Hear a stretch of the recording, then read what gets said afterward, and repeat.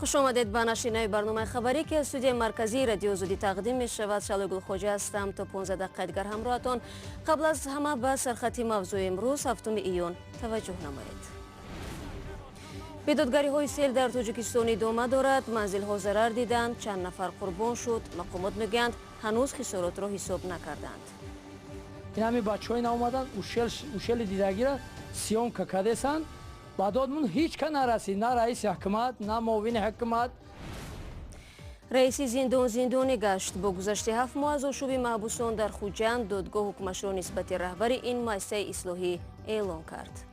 فیض‌الله سفرزاد در بازداشتگاه شهر خوجند نگهداری می شود و در نزدیکترین فرصت به یکی از محبس‌های تاجیکستان که نظامش سنگین است برده می شود.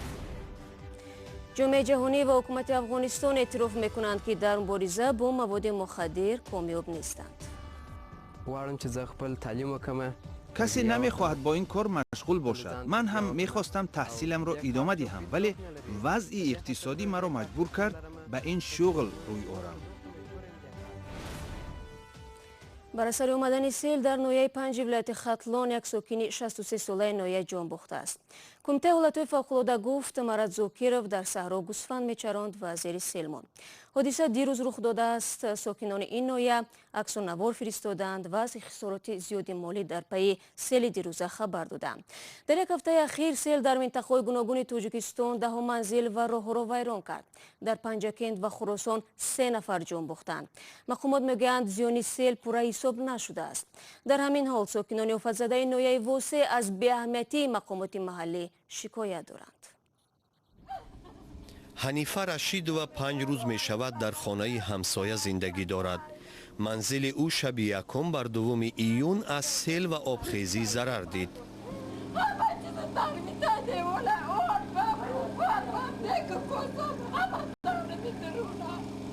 دهاتی گلستان بزرگترین جماعت واسع است. از سیل چند روز پیش بر طبق معلومات رسمی 7 خانه ویران و 85 تای دیگر ضرر دیدند. در مجموع 300 خواجگی از آفت امین نماندند. دویجا این آوردیم حساب خودمون، سوم عکسای خودمون. این همه بچه‌های اومدن اوشل دیدگی را سیام کردند. بعدمون هیچ کن نرسید، نه رئیس حکومت نه معاون حکومت نه جماعت. ساکنان گلستان از آن گله دارند که حکومت با گذشت 5 روز به داد آنها نرسیده است. یگان کس ندیدیم، فقط ماشین‌های کلان در میآیند میخندن میروند. کجا دایم کلان‌های حکومت، کجا دایم حکومت داری؟ مقامات وعده دادند که حساب و کتاب دارند و در فرصت نزدیک کمکشان میکنند. و از روزهای نزدیک به فیلم همه من همون چیزهای لازمه خوراک‌ها و دیگر با آنها دسترس می شود. مردم نگرانند که تا رسیدن این کمک ها منزل های درون آب مانده شان ویرانتر می شوند. با گفت ساکنان وضع تازگی نیز روز به روز بد می شود و آنها نگران صحتی خود و نزدیکانشان هستند. اینا میایم بخریم. کانال لایلقای هسته که یا حادثه های خورده نمی شود اوه. دیگه بخدا دیگه کار کردن مون نمیدونیم. با ساکنان ضرر دیده گلستان همسایه ها و نزدیکانشان کمک می کنند، می خورانند و می پوشانند. با گفتی آفاتزده ها خزینه و نیروی آنها بی محدود نیست و دیر نمی پاید. از این رو از مقامات می خواهند از وعده به عمل گذارند. چند لحظه پیش سلطانی حمد خبرنگار و شورای شناخته توجیک را در آرامگاه سریاسی دشنبه دفن کردند. خبرنگار شناخته توجیک دیروز در سن 68 سالگی از دنیا درگذشت. و طور پیوندان میگویند او از بیماری سرطان رنج میکشید. سلطان ҳамад در گذشته همچون خبرنگار رادیو ازودی در افغانستان نیز فعالیت داشت. اهل زیو در گذشته سلطان ҳамад را ضربه به فرهنگ در تاجیکستان عنوان میکنند. همپیشه ها میگویند این خبرنگار ورزیده آرزو داشت که نوشتن و تحقیق را ادامه بدهد، ولی مرگ به او چنین اجازه را نداد. رو می‌ریم با موضوعهای دیگر. در پی اعلان حکم 8 کارمند محبس رقم 3 شهر خوجند، دادگاه رئیسی آن را به زندان حکم نمود. محکوم شده مهلت جزا را در محبس نظامش مخصوص پشت سر خواهد کرد.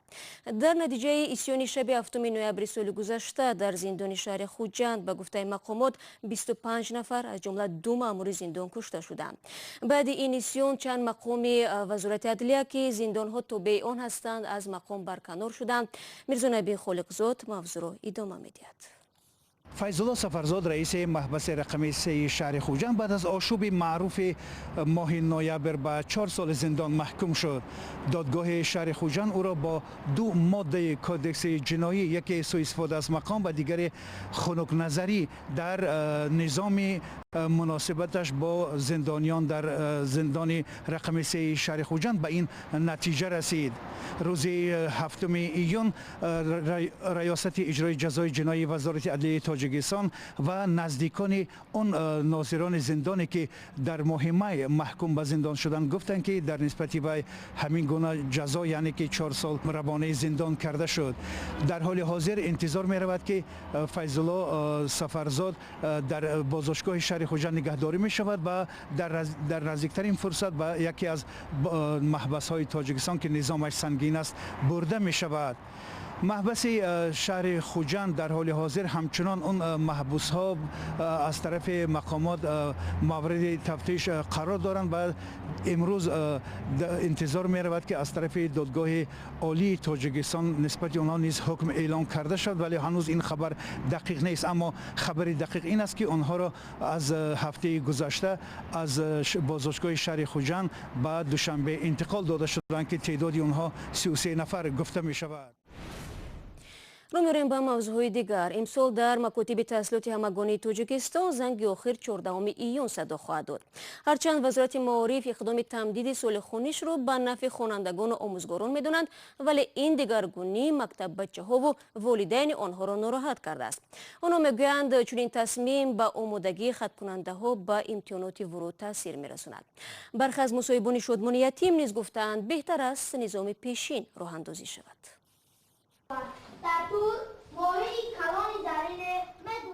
این خوانندگان موضوع ماهی زرین را امسال بار دوم است می‌خوانند.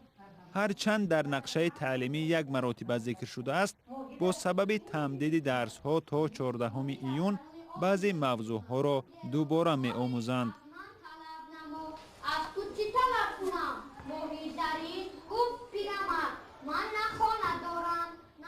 آموزگاران هم تکرار خواندن درس ها را برای دانش طلبگان مثبت ارزیابی می‌کنند.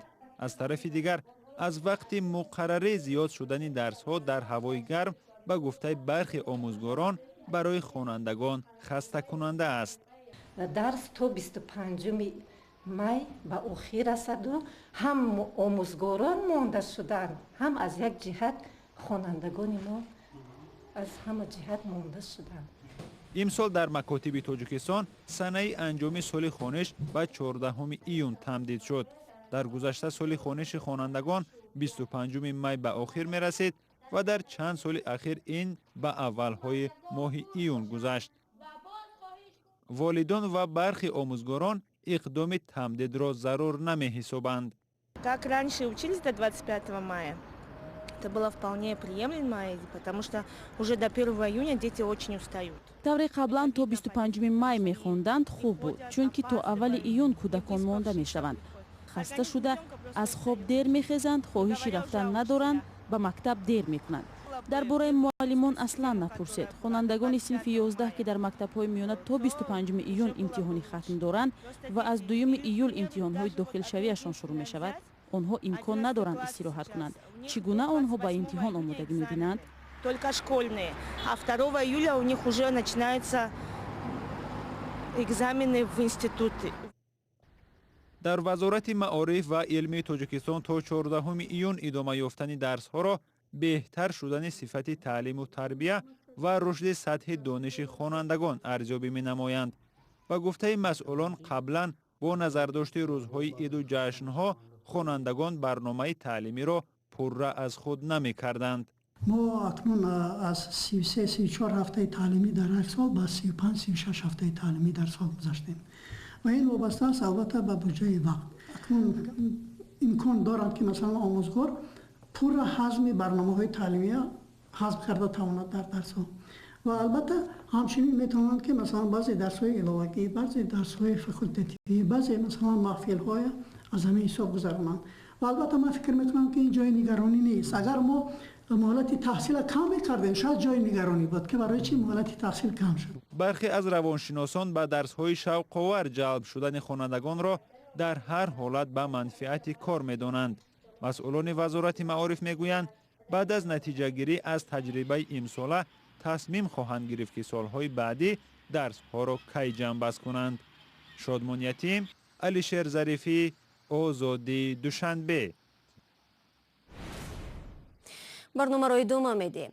сарфи назар аз талошҳои чандсолаи созмонҳои байналмилалӣ ва ҳукумати Афғонистон киш, тавлид ва қучоқи маводи мухаддир дар ин кишвари ҷангзада коҳиш намеёбад.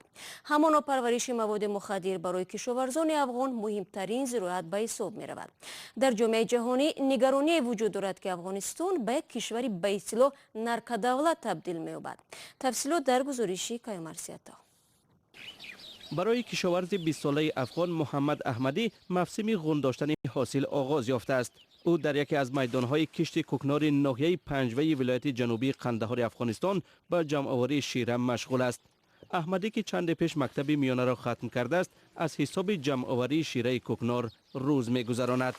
وارم چې زه خپل تعلیم وکم، تربیه وکم. کسی نمیخواهد با این کار مشغول باشد. من هم میخواستم تحصیلم را ادامه دهم ولی وضع اقتصادی مرا مجبور کرد به این شغل کنم. زده کار وکم. موږ اقتصادی مشکلاتی اقتصاد مو ډیر کمزور دی. احمدی شیره جمع‌آوری شده کوکنار را خشک میکند که چون اشیای خام برای تولید هروئین و دیگر انواع نشه استفاده می شود. درآمد احمدی یکی از منبع‌های اساسی روزگذرانی عائله آنها می باشد که از 14 نفر عبارت است. در کشوری که به حساب کمیسیون مستقل اصلاحات ماموری و خدمات ملکی افغانستان درآمد سالانه کارگر به تخمینا $760 برابر است، $135 ماهانه احمدی درآمد خوب به شمار می رود. حکومت دائما به ما میگوید کوکنار نکارید ولی ما انتخاب دیگر نداریم. با بدشوی وضع امنیتی افغانستان و توسعه منطقه‌های تحت نظارت طالبان شماره بیشتر کشاورزان افغان به کشت کوکنار روی می‌آورند. رئیس اداره مبارزه با گردش غیرقانونی مواد مخدر در ولایت قندهار میگوید سال روان زمین‌های کشت مواد مخدر 42% کاهش یافتند ولی کاملا از بین بردن کشت مواد مخدر شاید امکان پذیر نباشد. مشکل در گذشته خارجیان خراجات معرکه‌های محو مواد مخدر را سرمایه‌گذاری می‌کردند. حاضر حکومت افغانستان برای چنین معرکه‌ها و تامین کشت زراعت‌های الترناتیوی بودجه کافی ندارد. بر علاوه ما امکان نداریم در سراسر کشور کشت مواد مخدر را محو کنیم. افغانستان و به خصوص ولایت‌های قندهار و هلمند این کشور بزرگترین سرچشمه مواد مخدر در سراسر عالم به شمار می‌روند. اداره مبارزه با جنایتکاری متشکل و مواد مخدر سازمان ملل میگوید صرف نظر از تلاش‌های چندین ساله تا کنون در افغانستان الترناتیو به کشت مواد مخدر تنظیم نشده است. نیروی افغانستان در پی یک عملیات در ولایت فاریاب 83 نفر را از زندان طالبان رها کردند. 7 اسیر گروه طالبان از حساب جنگجویان سازمان تندروی دولت اسلامی و شهروندان کشورهای اتحادیه دولت‌های مستقل بودند. در بین آنها 10 تن از سرکرده‌های داعش نیز هست. 3 نفر از اسیران آزاد شده زادگان تاجیکستانند که در گذشته узви гурӯҳи террористии ансоруллоҳ буданд. ҳамчунин ба гуфтаи мақомоти афғон 4 нафар шаҳрвандони ӯзбекистон ва 1 тани дигар уйғур мебошад. дар баёнияи расмии вазорати дифои афғонистон гуфта шудааст ки 8 шаҳрванди хориҷиро дастгир карданд вале дар бораи аз куҷо будани онҳо ҳеҷ ишора нашудааст. гуфта мешавад 8 ҷангҷӯи хориҷӣ ба ихтиёри раисати амнияти вилояти фориёб супорида шудааст. و فرصتی که در اختیار داشتیم به پایان میرسد. از آنکه تا آخر برنامه ما را همراه بودید تشکر میگوییم و میگونه دعوت میکنیم که نوار و گزارش های جالب را از کانال ما در یوتیوب با نام آزادی ویدیو تماشا کنید. وبسایت رادیو آزادی نیز در خدمت شما عزیزان است. www.azadi.org. برای شما عزیزان استراحت خوب میخواهیم و تا ملاقات در هفته نو. خدا نگهداری هر یکی شما باشید.